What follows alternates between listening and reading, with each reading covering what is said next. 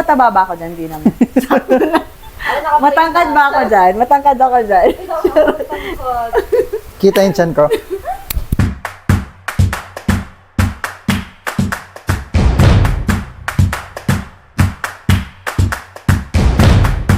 Hi guys, welcome and welcome back to my channel. My name is Janet and of course, meron na naman tayong bagong story na matutunghayan kung saan binago ng Lord. Please welcome Jason Almine. Woo! Ayan, so praise God sa buhay ni Jason and Jason, gusto ko lang mag-thank you for this opportunity na talagang nag-go ka kasi alam ko na ginagawa natin to at gagawin natin to para sa Lord. Ayan. So before that, uumpisahan ko sa salitang kamusta ka. Ayan. Okay naman, by God's grace. Nagpapatuloy at yun, may mga pagkakataon na ano rin, na maraming pinagkakabalahan. Yun lang.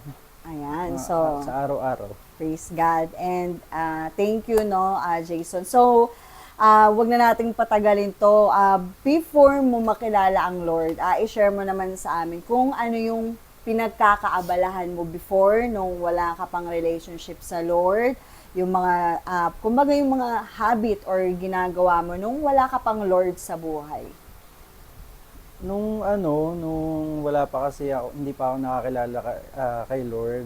Kasi ano ako nun eh.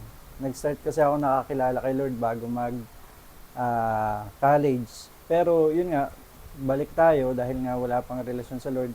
High school, tapos katulad din ng mga ibang kabataan na punta rin tayo sa bisyo.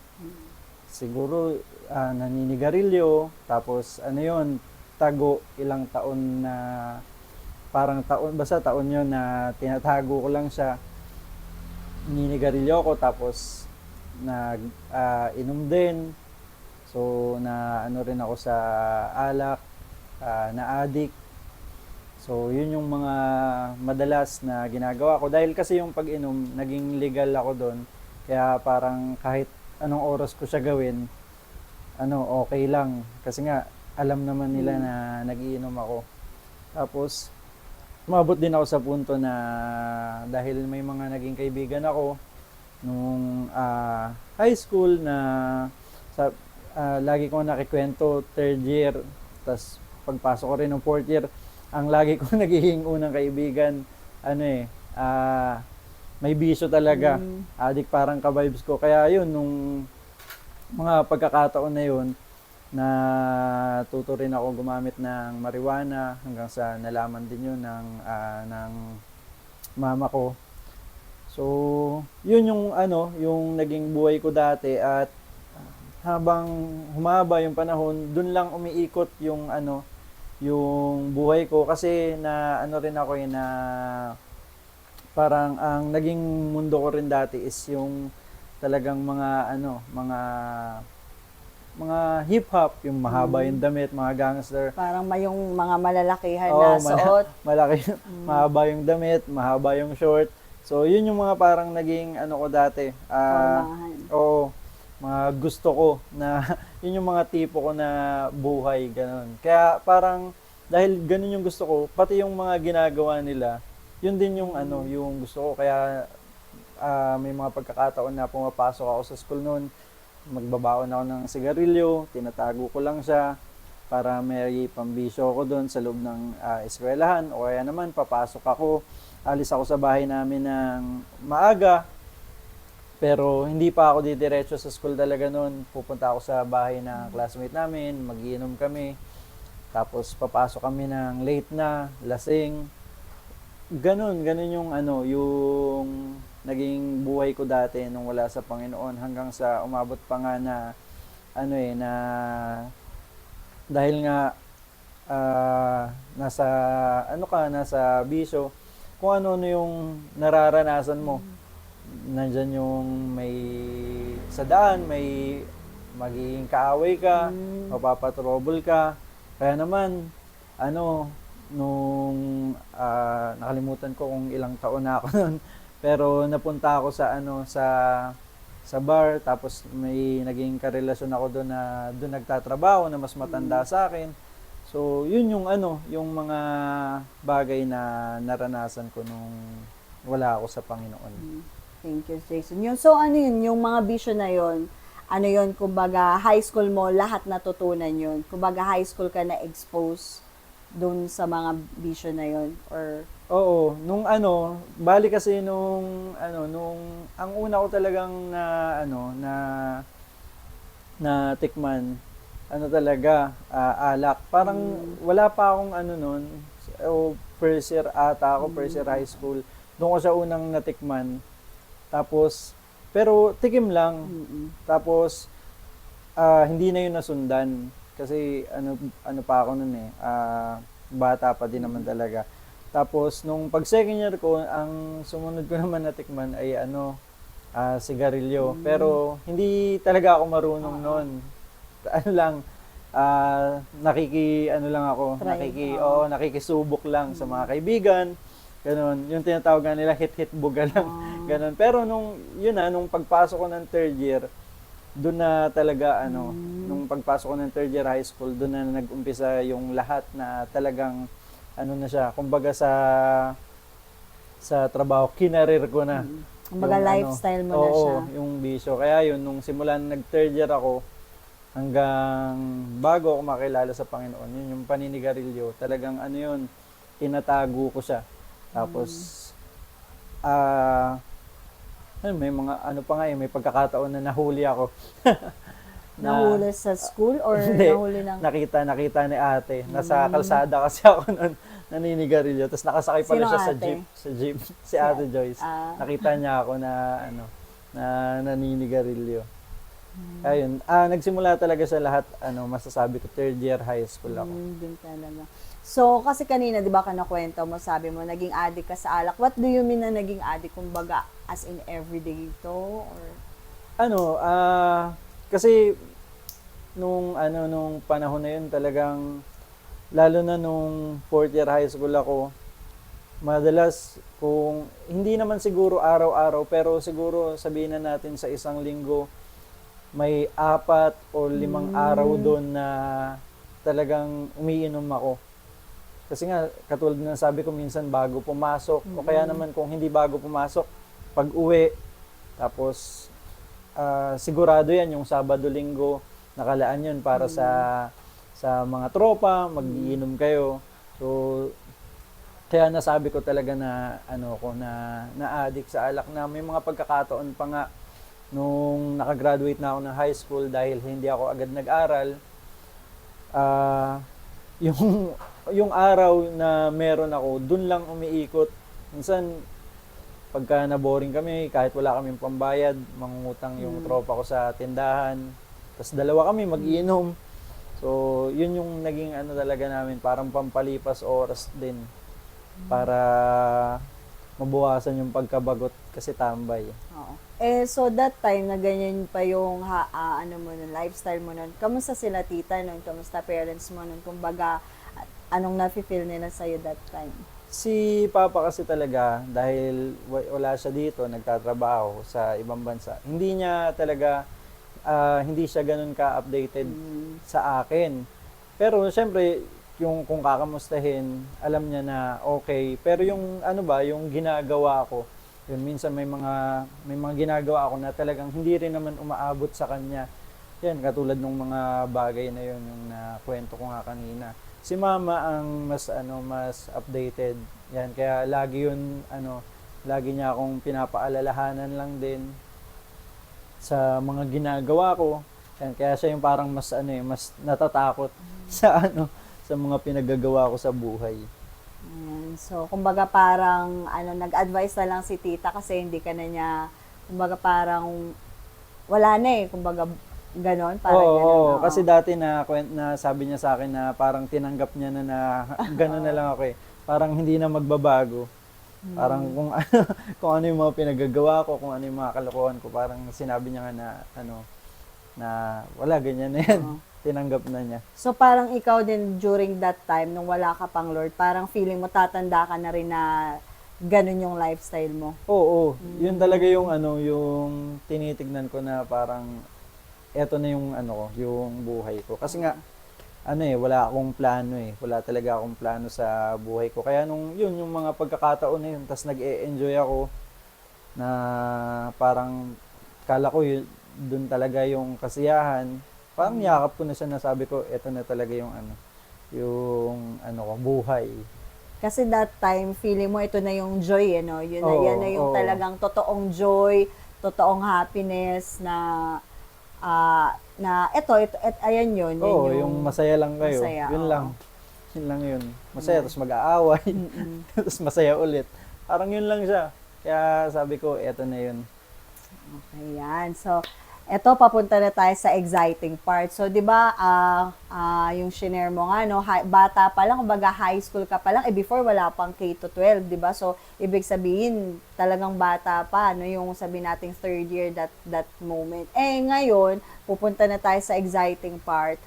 Paano ka naman naka-attend? Kasi, hindi umattend ka ba nun ng church kahit sa Catholic? Or paano ba yun? Ano, umattend ako dati, ano lang, sa Catholic, simbang gabi. Tapos ano pa, pero ang ano nun, yun, lasing ka, attend, kasi magpupuyat kayo Kasi madali, ano yun, maaga yun, di ba? Parang mga 2 ata o 3 o ganun. Tapos ang ginagawa kasi namin nun, magiinom kami simula ng gabi hanggang bago mag alas 3. Tapos pagka ano na, yung maliligo na kami. Tapos pagdating sa simbahan, yun, tulog ka. Yun lang yung simba ko. Ano lang talaga, parang ano lang rin yun Parang wala-wala lang din Okay. So, paano ka naka-attend sa Christian church? Kumbaga, anong nangyari at naka-attend ka dun sa Christian church? Kumbaga, paano nag-start? Nag-start yun, ikaw. Di ba nag-start yun? Kasi, di ba, nung una, ang sa pagkakatanda ko, 'di ba, na-invite mo si ate dahil magkaklase kayo. Tapos may mga pagkakataon na pupunta kayo sa bahay, tapos sasabihan mo ako na umattend, i-invite mo ako. Kasi natatawa ako kasi nga nag-oo lang ako lagi noon, nag-oo ako pero hindi ako pupunta. Tapos si ate din, sasabihin niya sa akin na, ano, attend ka ba? Pero hindi ako pumupunta. Hanggang sa yun nga, nagtuloy-tuloy na ini-invite mo ako tuwing basta yung series na pumupunta kayo sa bahay. Tapos, may pagkakataon nun na hindi ko malilimutan nun. Medyo nakainom ako nun. Gabi yun. Oo, gabi yun. Na medyo nakainom ako. Tapos sinabi ko kay ate na a-attend ako. Hindi ko alam bakit ko rin naman sinabi yun. Basta sinabi ko sa kanya na, na a-attend ako. Tapos, simula nun, nung kina-Sunday yan, nung pagka-Sunday, nung sinabi ko yun, umattend ako. Tapos doon na nagsimula na na umattend ako sa sa JL. So, yung first day mo, na medyo medyo hangover pa yun? Or medyo, ka pa nun? Hindi naman, kasi hindi naman ako talagang nun Hindi ka super lasing Oo, nun? nakainom lang ako nun, pero nasa katinoan ako nun. Kaya tandang-tanda ko yun. January 19 yun 2014. Okay, 2014. 14. So, 2014. anong naalala mo pa yung, kumbaga, yung impression mo or experience mo? Kasi first time mo maka-attend ng Christian church So, parang as a first timer, ano mo that time? Sa akin, awkward, tas nahiya ako. Kasi nga, hindi ganun yung di ba kasi pagka, sa church na kinalakihan ko, hindi naman talaga yung, yung parang, walang pakialam sa'yo kung kumanta ka o hindi. Tapos, yung pag pinataas kayo ng kamay, lahat naman kasi kayo kasi Sabay-sabay utos yun Oo, sabay-sabay. Nung pag-attend ko dun, sabi ko, ang taas pa nung taas nila ng kamay. Tapos may mga pumapalakpak, may mga sumasayaw. Na ako, na ninibago ako, tas nahihiya din ako. Kaya nga naisip ko, sabi ko, tama ba itong pinuntahan ko? Kasi nga, parang sabi ko, parang hindi ako bagay sa, sa lugar na to. Kasi nga, parang, syempre, ang ginugol ko nga dati, kailangan dapat parang astig ka. Ganun. Siyempre, Maangas. oo. Ganun. Kaya nga sabi ko, baka may makakita sa akin dito ng kakilala. Parang sabi ko, ano kayong sasabihin ko pagka Pag nalaman. pagka nakita nila ako. Yun na ako, na talagang sabi ko, ang awkward nito para sa akin nung naka-attend ako. Okay. Tapos, paano yun? Kumbaga, hindi ko kasi maalala kung tuloy-tuloy ka na umattend. No? Tuloy-tuloy ako Tuloy-tuloy ako nagsimula yun. Na yun talaga yung simula nung January 19, 2014, talagang tuloy-tuloy na yun. Pero, kahit tuloy-tuloy yun, hindi naman ako, hindi naman parang tapat yung ko. Kumbaga yung parang pag-attend instant ko eh. na transformed agad. Kasi may mga pagkakataon pa nun na, uma-attend ako, nakainom talaga ako. Kasi ang ginagawa ko nun, simula ng siguro sabihin na natin 11 ng umaga hanggang 2, nag-iinom ako kasama yung mga kaibigan ko. Tapos pag kasi 3 dati yung service nun eh. Oo, sa Haxi. Sa Kalamansian. Alas 3 yung youth service. Kaya bago mag alas 3, iniiwan ko na sila. Tapos kasi sasabihin ko nga, mag-church ako. Tapos babalik na lang ako pagtapos. Yun, tuloy-tuloy naman siya pero ganun yung yung ginagawa ko. Kaya nga dati pagka tapos ng ng service doon dahil may seminar. Hindi sana nakwento ni Ate Kay na hindi niya alam na mapupunta ako sa sa ganitong kalagayan ko ngayon kasi nga dati sabi hindi niya nga alam kung nakikinig ba daw ako tapos parang kasi nga nakainom din naman ako. Tulala lang ako doon, moo lang ako, ganun lang. Kasi siya yung siya yung nagsi-seminar sa akin. Pero ang galing ng Lord kasi kada attend mo, kumikilos na talaga ang Lord. 'Di ba? Kumbaga sa'yo, wala lang. Kumbaga sa'yo, parang punta ka lang, tas tulala ka lang. Pero that time, yung pag-attend mo, nag-uumpisa na kumilos ang Lord. Talaga. And 'di ba, minsan sa preacher din kumbaga, nakikinig ba 'tong mga to? Pero yun yung utos ng Lord and ang Lord ang bahala, no? Ang mag-transform talaga sa mga nakikinig. And yan, since nakwento mo na nagtuloy-tuloy ka, when was the time na sabi mo sa Lord na, Lord, this is it, surrender na talaga ako sa'yo. I accept you as my real Lord and Savior of my life. Hindi ko tanda yung pinaka-eksaktong Ay, hindi kailangan tanda. Hindi ko tanda yun eh. Pero siguro siya masasabi ko na yung talagang seryoso na sa sa relasyon sa Panginoon. Siguro na ako anong year ba yun? 2016 siguro, 2016 kung di ako nagkakamali. So 14 ka, 14, halos 2 years ang process.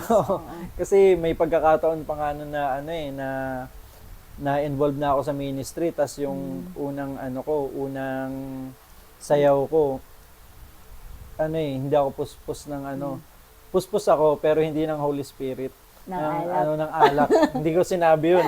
Kasi pinatayo na ako, di ko na alam biglaan Kasi nasa training pa ako tapos halos sa Ate Kat pang tinraba, nag-training ako ng napakahabang buwan.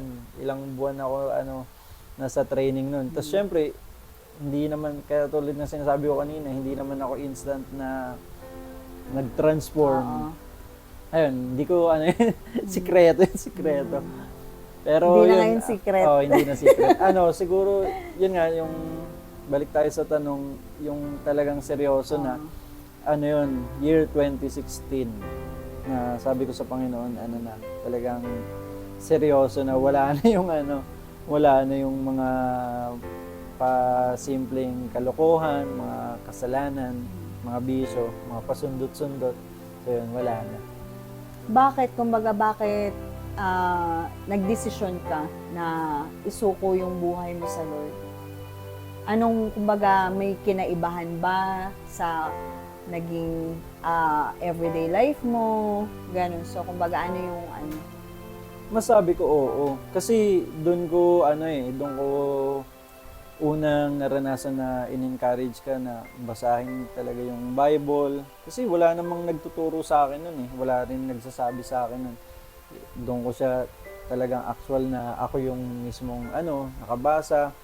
Tapos tsaka yung rin talaga yung pagiging totoo sa tinuturo sa yung talagang truth, yung yung pinipid sa ng ng mga tao sa church. Ayun yung yung isa din talaga sa sa akin, kaya ako naliwanagan. Kaya yun, dumating ako sa punto na nung simula na napipid ako ng ng Word of God, nabasa ko din, doon ako na convict na talagang sabi ko, isuko na yung yung buhay ko sa Panginoon at maglingkod. Amen. So, kumbaga, ang laking impact din talaga no kapag nagbabasa ka ng Bible. Kumbaga, ako nga sabi ko, we're so blessed kasi sa church na dinalahan sa atin ng Lord, no, talagang ini-encourage tayo to read the Word of God, di ba? To meditate the Word of God. And yun, no, kumbaga, so yun, nung tinanggap mo na ang Lord, no, as your Savior, so, ngayon 2024 na. And I believe those journey, hindi yun naging madali. 'Di ba? Kumbaga may mga challenges kasi 'di ba usually may mga naririnig ako na ayoko maging Christian, ayoko ma-born again kasi mas marami akong problema, mas marami na-experience mo ba 'yon? So kumbaga parang those moment, maybe come here. So those moment na talagang tinitas ng Lord yung faith mo, paano mo siya napagtagumpayan and until now, talagang nananatili kang naglilingkod sa Lord? Siguro kasi ang pinaka naging ko rin naman naging challenge ko talaga nung inaccept ko si Lord, yung yung pagbabago, yung transition, 'di ba, sa mga kung paano ka makikisama sa mga dati mong kaibigan, 'di ba? Kasi nga dati nung hindi pa ako nakakilala sa Panginoon, madali makisama sa kanila kasi pagbigyan mo sila sa lahat ng yaya nila sa iyo. Tsaka nagkakasundo kasi kayo. Talaga magiging close kayo. Nung dumating na yun nga, sineryoso ko na yung yung relasyon ko kay Lord. Syempre kailangan ko tanggihan yung mga yun. Yun yung mga yung mga naging challenge ko kung paano ako paano ako sa kanila. Kasi nga, 'di ba, parang sasabihin nila sa iyo, nagbago ka na. Hindi ka na aasarin ka pa. Aasarin ka. Pastor. 'Di ba? Maraming Hudyo, mga ganun. So, yun yung yung naging ko dati, naging talagang biggest challenge. Challenge ko. Pero yun nga, sa tulong ng Lord na naman siya na pagtagumpayan natin. Pero may lang, ang siguro yung sad part lang kasi doon, hindi na ako aminado ako na hindi na ganun yung namin, ng mga dati kong kaibigan, yung talagang yung communication, yung closeness, hindi na talaga ganun. Pero ganun talaga may mga kailangan, minsan may mga kailangan tayong i-sacrifice talaga. Exactly. At i-let go. Iwanan para sa pagsunod natin sa Panginoon. So, ko siya, na overcome ko, una syempre sa tulong ng Panginoon and sa din, sa word, 'di ba? Sa word ni Lord, sa preaching. Pagka kasi ako naniniwala ako talaga na pagka nagpe-pray tayo sa Panginoon, binabasa natin yung word niya, igagay tayo ng Holy Spirit towards sa mga sa mga kailangan natin i-deal. So yun, dumarating yung pagkaminsan dadaan ako sa lugar namin, yayain nila ako. Ang kailangan talaga tumanggi ka, umalis ka. 'Di ba?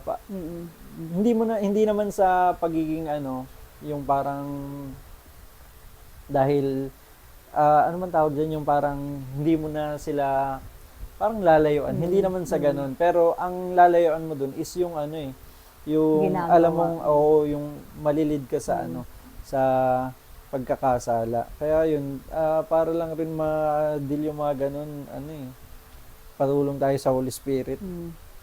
Tama. Ano yung pinag-pray mo ba na bigyan ka ng Lord ng mga friend na makakapagpalapit din ikaw sa Lord? Pinag-pray mo ba yun? Or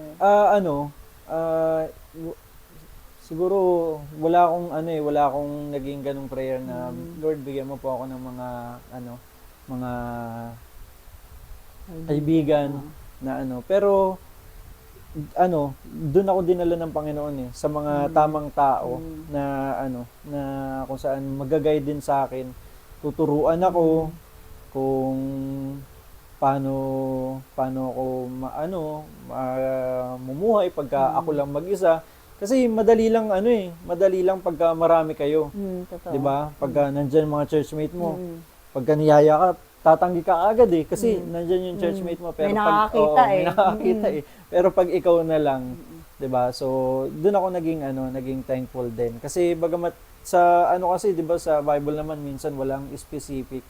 Pero dahil din sa inyo, 'di ba, sa mga tao sa church na mga naging leader ko, na turuan nila ako na kahit mag-isa ka, 'di ba? May paraan para mo 'yun, ang tawag diyan, makalabas sa ganung sitwasyon.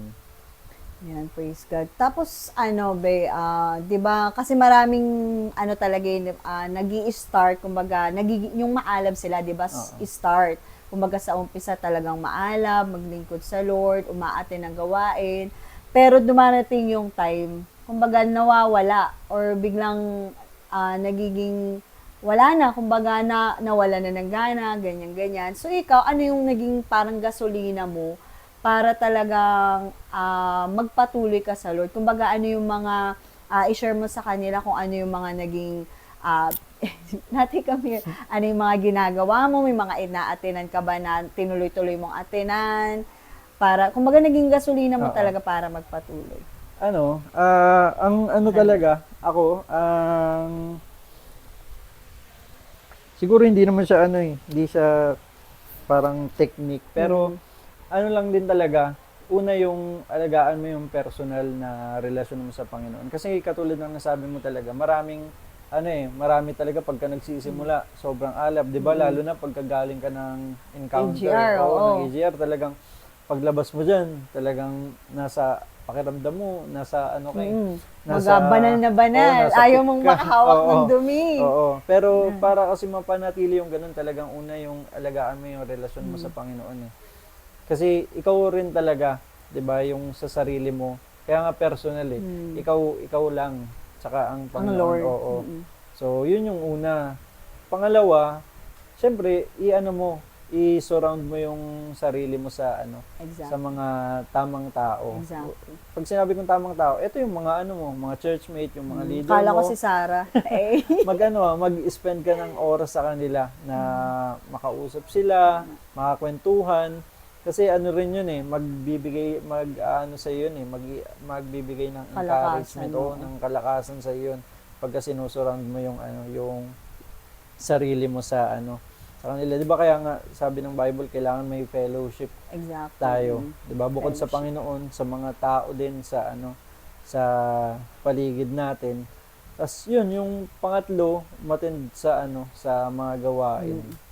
Yan yung napaka-importante. Hindi lang tuwing linggo, although napakahalaga ng linggo, pero yung pagkatapos ng linggo. Totoo. So yun, kung may gawain na meron, tapos pwede ako, umaattend ako. Minsan nga hindi ako pwede, umaattend ako Siyempre gagawa natin ng paraan, 'di ba? So yun para para mapanatili, maalagaan natin yung yung apoy, kasi tayo yung mag-aalaga nun 'di ba? Yun naman ang sabi ng ng Bible, panatilihin natin na nag-aalab yung apoy. So yun yung mga bagay na na ginagawa ko para mapanatili yun. Amen. So ito, si Jason ay sobrang malaking blessing sa church dahil ginagamit siya ng Lord mightily. And now, share mo naman sa amin kung ano na yung ipinagkatiwala sa iyo ng Lord sa ministry, kung paano ka na ginagamit ng Lord ngayon. Yan, share mo naman. Dati nagsimula talaga ako sa sa dance ministry, sa team. Ba, sa Triune Movers ako dati. Kasi punta ako sa church na talaga, parang tingin ko kasi wala akong talent Wala talaga akong talent. Magaling lang ang mga asar. Pero sumasayaw-sayaw kay support. Oo. ang tingin ko sa sarili ko, magaling na ako mga asar, ganun, mang trip. Yun lang yung tingin ko na magaling ako. Tapos dati, hindi rin naman ako sumasayaw. Napapasayaw lang ako pagka lasing. Sabi ni Joyce, Oo. may dance contest ni Joyce. Napapasayaw lang ako pagka paglasing ako kasi malakas yung loob mo eh. Hindi ka nahiya. Doon lang ako napapasayaw. Tapos nung napunta ako sa church, may mga ministry. Siyempre, nakita mo doon yung mga ministry. Pero ang una talagang napansin ko na na ministry doon, nung umattend ako dati ng prayer meeting ng Friday, yung Sa may ano pa? Friday pa sa Peralta. Sa Peralta. May Okay. pa dati doon, may prayer meeting tuwing Friday. Tapos ang na-assign kasi madalas doon na mga nagtuturo, mga kabataan, ganyan nagsishare. Yun talaga yung yung na pukaw yung attention ko, sabi ko, uy, okay to. Ang galing ah. Pero hindi ko iniisip na kaya ko yun eh. Kasi dati nga pag reporting namin sa school, nagka-cutting ako eh para hindi lang Mag-report. ako mag-report Ayaw mo. kasi nahiya ako. Pero pag kalokohan yan, asahan mo nandun ako. Pero pagka ganun, mga seryosong gagawin, hindi mo ako makikita doon. Yun talaga yung unang napansin ko. Pero sabi ko nga, hindi ko kaya yung ganyan. Kaya sabi ko, kung mag-involve ako, hanap ako nung parang mas kaya ko. Hanggang sa, yun, napunta ako sa dance ministry. Kasi nakita ko, yung mga naging close ko rin una sa church, na mga lalaki, sa dance sila eh. Sabi ko, sige, sali, dito na lang ako, sali na lang ako sa inyo. Para may kasama din ako. So, doon nag-start na, nag-involve ako hanggang sa training, mahabang training, ilang buwan yun, na training, consistent dapat. Tapos, hanggang sa, yun na involved na ako sa dance nung pinasayaw na ako. Tapos noon, hanggang sa na taon yung lumipas, tapos kailangan na rin naging ako doon, assistant ni Ate Kat? Ate Kat. Oo, kasi siya yung That siya yung time, head head, ng Trion Movers noon. Nagkasabay pa ba tayo nun sa Triune? Hindi, nung Ay, hindi na. nung ka na. Ay, hindi, Nung nagbiya na. bumalik ka, nung biya ka nun, tapos bumalik ka sa Trion kasi dahil sa naoperahan. Oo. Yun, naging assistant niya ako noon ni Ate Kat. Tapos hanggang sa dumating yung oras na na siya, na kailangan niya na iwanan yung Trion Movers para sa ibang ministry. Ako na yung pinalit niya noon. So ako yung yung naging doon, naging Head. leader o naging head doon. Tapos bukod doon, dahil nga KKB noon, si Ate Tessa. So, ako rin yung lagi niyang kasama. Lagi akong backup. So, si Ate Tessa yung yung head nun, nung time na active ako naging active ako sa church. So, yun, lagi niya rin akong sinasama-sama sa follow up o sa pag mag-evangelize, pupuntang community, sa mga bata, sa mga home church, yun. Tapos, nung head pa rin ako ng ng dami kong head ako ng ng Trion Movers, tapos isa ako sa core niya ni Ate Tessa. May KKB Oo, core yung na KKB core yung tawag pala doon. So yun, isa ako sa mga core niya hanggang sa nung napalitan siya, ikaw. Tapos ganun pa din, core pa din ako noon. Hanggang sa nung kailangan mo ng lumipat, punta ka sa Singapore. sa hindi sa YAN, diba ikaw na yung naging head ng YAN. So yun, ako naman na yung yung KKB. yung pumalit na bilang coordinator ng KKB. Pero yun nga, yung Trion Movers nun, na yun, na ako doon, pinalitan na ako noon, na hindi na ako yung Para makapag-focus ka sa KKB sa ministry. KKB. Tapos ngayon, ganun pa rin sa coordinator pa rin ako ng youth, pero ano na lang senior youth kasi 'di ba nahati na siya. Hindi na pangkabuuan. Ano yung isa, senior tsaka Junior. junior. Oo. So hindi na kabuuan ng mga kabataan, yung mga na lang, mga mas medyo matanda. Tapos ano rin, nag-assistant din ng ni pastor, ng mga pastor. Ng mga pastor. Kasi marami kayo eh. Ano kayo? Ikaw din. Yan. Ano rin, naalala ko dati, naging rin pala ako, naging intercessor ng KKB. Oo nga, tama. Naging win ako ng KKB dati.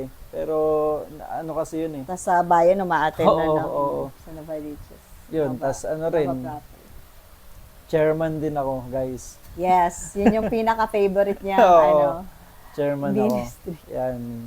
Taga-ayos ng upuan. Taga-ayos ng upuan. Chairman. Pulpit minister din. Yan, pulpit minister. Yan, tuwing aakit na si pastor, Oo, tsaka kung siya sino yung man yung magtuturo, ako yung maghahatak yung taga-ayos ng pulpit. ng pulpit. Ayusin ko yun. Yan. Pero Kaya, literal din na hindi literal na taga-rin. Nagtuturo din talaga siya. And yun nga, sabi din ni pastor na isa na rin siya sa youth pastor. So, grabe yung promotion ng Lord sa kanya. And hindi tao ang nag-promote sa kanya, pero ang Lord. So, ayan. Palakpakan naman natin ng Lord. And of course, idagdag mo na, isingit mo, ayun, kasi may siya, answer prayer din. Pero personal na yun, yes. And yun, salamat Kuya Jason, no? Talagang, alam mo, kulang yung araw na to, sobrang bitin. But of course, comment down guys kung gusto niyo ng part 2. Yes.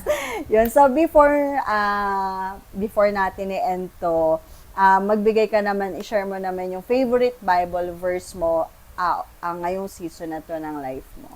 Ngayong season. Okay lang basahin ko para hindi para hindi hindi para praise. Di bang kantahin mo? Accurate.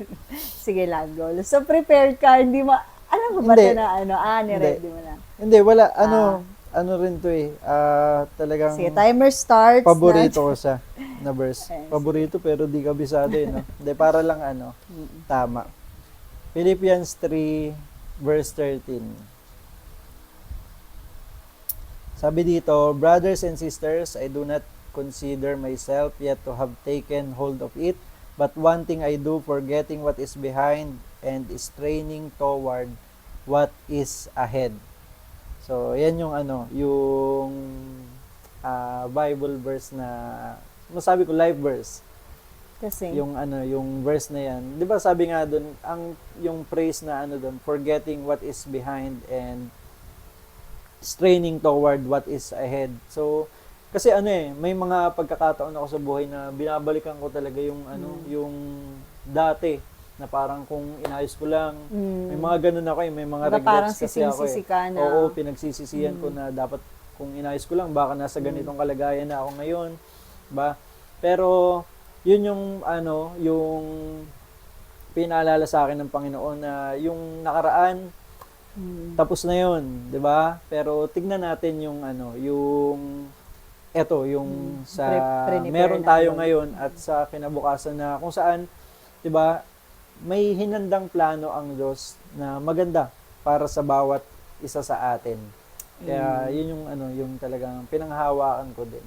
Amen. At saka pag nasa Lord tayo, alam mo yun, maraming mga surprises ang ginagawa ng Lord. And sometimes, 'di ba, yung prayer natin na Lord, bakit ganito ganyan? Pero kung yung prayer natin, yung sinasagot ng Lord beyond pa dun sa sinasabi natin or nire-request natin sa kanya. So, yun, kumbaga magugulat na lang tayo na alam mo yun, ito pala yung plan ng Lord, ito pala yung gusto ng Lord sa atin. And yun, before tayo, ayun, last na rin ako, na ipag-pray mo sila. But before tayo mag-pray, son, ano yung message mo sa mga kabataan ngayon na, alam mo yun, na parang feeling nila na ganun na lang sila yung buhay nila, parang may mga kabataan ngayon na possible na nanonood na gusto, parang ando naman na gusto na nilang magbago, parang ayaw na nila yung lifestyle na umiinom, ganyan. So, kumbaga, ano yung mapapayo mo sa kanila? Siguro kung nasa punto kayo ng buhay nyo na tingin nyo wala nang pag-asa, parang hindi na kayo magbabago kaya niyayakap nyo na lang yung ganyang buhay, yung bisyo, yung mga kalokohan. Gusto kong sabihin sa inyo na may pag-asa tayong mabago ang buhay natin, magkaroon tayo ng magandang buhay dahil merong Diyos na nagbabago ng buhay. May Diyos na gumagawa ng himala at kayang baguhin yung sitwasyon na meron tayo. At sabi nga ng ng Bible, 'di ba, ng 2 Corinthians 5:17, if there anyone is in Christ, he is a new creation. The old has gone and the new has come. So kailangan lang natin tanggapin ang Panginoon sa ating buhay, papasukin siya yung maging hari at Diyos ng buhay natin.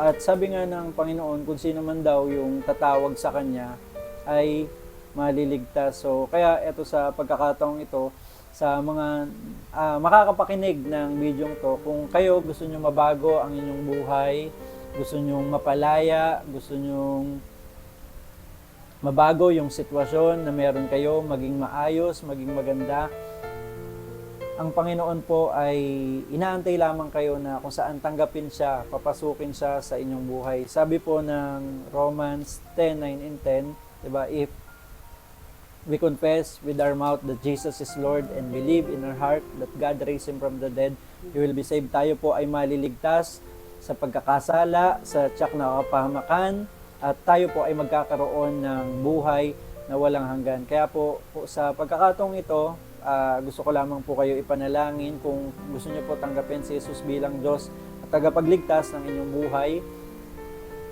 Sambitin niyo lamang po ang panalangin na aking babanggitin. Tayo po'y manalangin. Sabihin po natin, Panginoong Hesus, pinapapasok po kita sa aking puso, sa aking buhay. Ikaw po ang maghari. Ikaw po ang maging Diyos. At hayaan niyo nga po, Panginoon, sa lahat ng aking pagkakamali at pagkakasala na nagawa simula ng aking pagkabata hanggang sa kasalukuyan, hiningi ko po ito ng tawad, pinapalinis sa banal na dugo ng Panginoong Hesus na dumanak at tumigis sa krus ng Kalbaryo.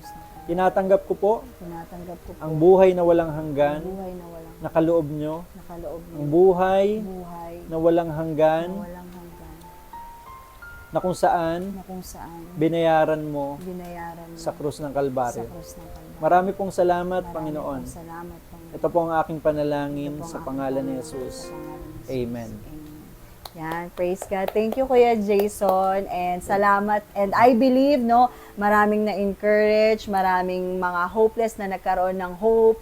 At lagi po nating tandaan, Christ is the answer. Yan. Thank you and God bless. God bless po. Bye. Don't forget to subscribe, share, like, and comment.